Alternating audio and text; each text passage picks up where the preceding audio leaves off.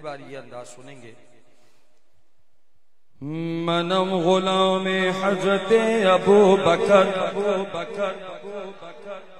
اتنی چھوٹی سبحان اللہ بلند آواز سے بولو. ہاں اور مل کر ابو بکر حضرت ابو بکر صدیق رضی اللہ تعالیٰ عنہ کا نام لینا ہے. جتنے صحابہ کا نام میں لوں گا آپ نے بھی مل کر لینا ہے. منم غلام حضرت ابو بکر ابو بکر ابو بکر ابو بکر. منم غلام حضرت ابو بکر ابو بکر ابو بکر. منم غلام حضرت ابو بکر ابو بکر. منم غلام حضرت شاہ عمر. منم غلام حضرت شاہ عمر.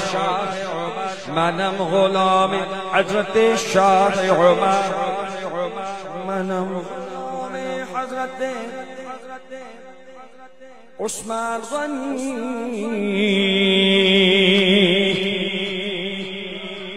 منم غلام حضرت عثمان غنی.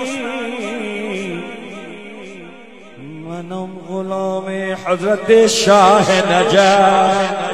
منم غلام حضرت شاہ نجف. شاہ نجف. منم غلام حضرت شاہ نجف. دل علی دلبر علی دلدار علی.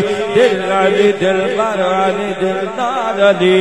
منم غلام حضرت ابو بکر. منم غلام حضرت شاہ عمر. منم غلام عثمان غنی. منم غلام حضرت عثمان غنی.